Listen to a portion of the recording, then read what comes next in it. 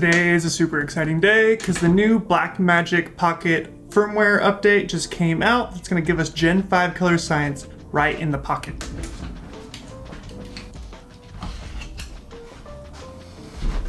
So I'm going to update this right now so we can actually use the Gen 5 color science in camera, and I'm going to talk about why this is so important for Blackmagic going forward. Let's see, I need a USB-C cable, I believe, or maybe I use the CFast card. I don't know, but let's figure that out real quick. So it looks like you just need to take a USB-C cable and plug that into the pocket, and then turn it on. And then we just need to start the installer here. Okay, so while this is installing, let's talk about some stuff, some comments that you guys left in my last video about the Blackmagic Pocket 6K Pro. I think people thought that I was nitpicking the camera because I said it would be the perfect B camera and not the perfect A camera. And all I meant by that was that if you're someone like me that already has a Blackmagic Pocket 4K, 6K, and you already have it fully rigged out, there's not a lot of reason to get this 6K Pro. Now, if you don't already own a Blackmagic camera or own a camera in general, or you're looking to upgrade and you just want to go right into the Pro, I didn't say you shouldn't do that. I said it could obviously be an A camera, but it's just a kind of weird price point if you already have a 6K already rigged out, you already have ND filters, you already have a handle on it and a screen on it.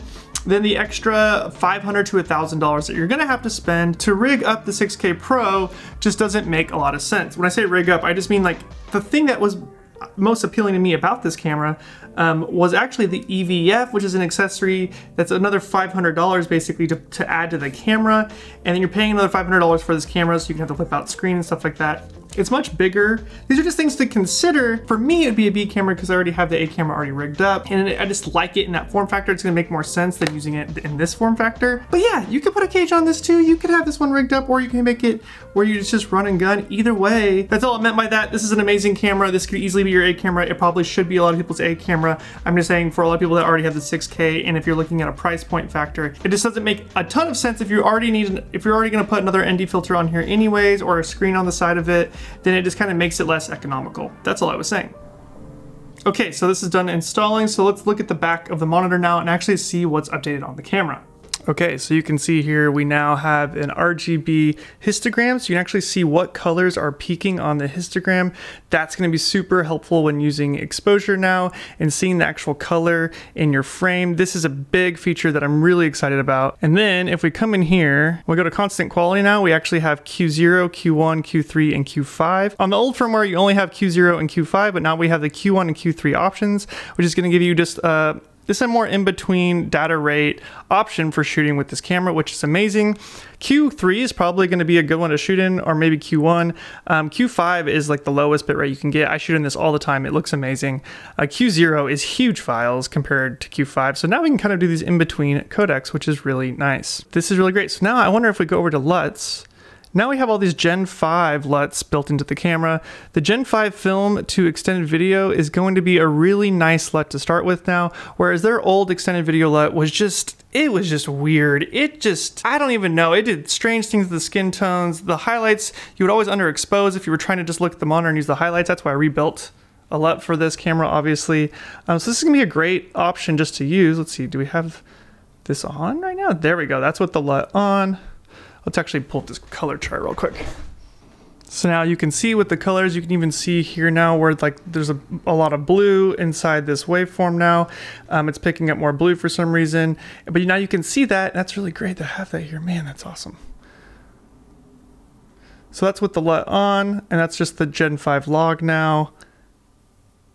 Just super exciting to be able to have this right in camera now. Okay, so while I still have the Pocket 6K Pro, I'm gonna update it as well just to see if the screen issue is gonna get better when it's updated. Okay, so it turns out here that they did not fix the screen, but they give you calibration tools to kind of reset the screen yourself. So I'm gonna try that a little bit and see if I can dial it in. I mean, it's pretty simple, I guess. You can simply just grab, like mine's got a blue shift, so I can just grab this and make it a little bit warmer. And I could even add some magenta if I want to. Ah, this is actually pretty amazing. I like this a lot. And now, oh, the screen is much more accurate now. Yep. That's great. That's a really nice feature. Thanks for that, Blackmagic. I don't think anyone else has that feature in this market. Okay, so when Corey came over to test out the Blackmagic 6K Pro, we actually did a side-by-side test with his Arri Alexa Classic.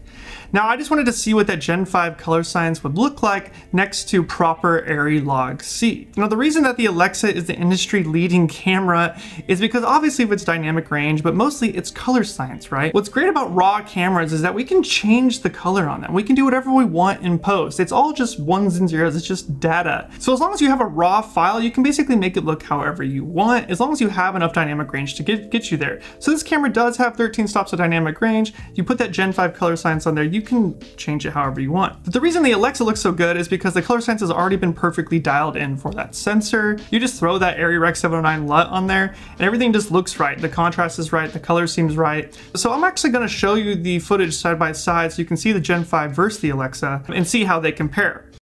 Okay, before we jump into the Alexa footage, I want to talk about today's sponsor, which is Squarespace. Squarespace is an all-in-one platform to present your work online. You don't need any prior web experience to be able to build a website using Squarespace. You can start with one of their award-winning templates or just kind of customize the website yourself. I've been using Squarespace for a better part of a decade because I've always needed a place to put my photos and video online to help attract more clients and just to have an all-in-one place to present myself online. Obviously, you can modify the website from your computer and you can upload your videos there, but now they also have a mobile editing feature. You can download the Squarespace app and actually just edit the website from the app. You could upload a new video from there on the fly if there's something that you wanted to post or talk about while you're on the go. So if you're anything like me and you need to show off your videos online, well, you can just build that with Squarespace. You can click the link in the description to get 10% off, and thanks to Squarespace for sponsoring this video. So I'm just gonna throw the Gen 5 to extended video LUT on the Pocket 6K, and then the Arri Rec 709 LUT on the Alexa. Now we did an auto white balance with this off of a gray card, so it put the Alexa at around 5,000 Kelvin, and it put the Pocket around 4,600 Kelvin with a little bit of a magenta shift, which I thought was really interesting because still, if you look at these side by side, the Alexa still looks a little bit cooler. The whites just seem a little bit more true. And so this is something that's gonna happen. This is how their white balancing system worked. This is how it's gonna kind of look right out of camera. But if I just go in here real quick to the offset on the Blackmagic Pocket 6K, and I just bump it a little bit to cyan, it looks a lot closer. It's kind of remarkable, obviously. These were at the same, yeah, these were at the same T-stops here, both at 2.8. One was on a 35mm, one was on a 32mm. That's not really important here. Yeah, obviously there'd be a shift on the lenses. They have different coatings, but that's not what we're looking at. We're just kind of seeing at the contrast. And like, if you look at the background, the highlights are just nice in both shots, actually. The highlights in the Pocket footage look way better than they have in the past, just because that Gen 5 color science isn't as crunchy. It's not as contrasty. And so it's just finally nice to be able to get a really clean, nice looking image out of these cameras using the provided LUTs, and it's not something you have to build yourself. Now what's great too, so Gen 4 color science is a little more contrasty, a little more saturated, so you would actually have to build a LUT to pull that stuff out if you wanted to shoot in a closer to an Alexa look in camera. But now with the Gen 5, the back end log profile that's coming out of the camera already looks nice. And so you can make a LUT for that if you want to, or you can just simply use the extended video LUT that comes with the camera. And that's what I might start doing going forward. I just really like how this log profile looks. You know, I used to constantly be trying to take raw data like this from a camera like this and make it look like Alexa, and it was just getting so annoying. And now, and I've even been considering buying an Alexa for this very thing, even just a classic for not very much money, just to have that color science. But now Blackmagic has been listening. They're really trying to dial in that color science and make it even closer to something like that. This is making me be even more apprehensive about buying an Alexa. So if you own one of these cameras or you're about to buy one of these cameras, if you haven't downloaded the new software, go do that now. Start shooting with Gen 5. I think you're really gonna like this new color science. It's out today. You can download it from DaVinci's website. And it's just super exciting to finally have color coming out of this camera that I can truly trust. Yes, it's not gonna be perfect, but it's so much closer than their other color profiles were. Okay, well, I just want to make this follow-up update on this. If you like this video, give me a thumbs up. That goes a long way on the channel. If you love this video, subscribe to the channel. Until next time, guys, I'm Spencer Sakurai. See ya.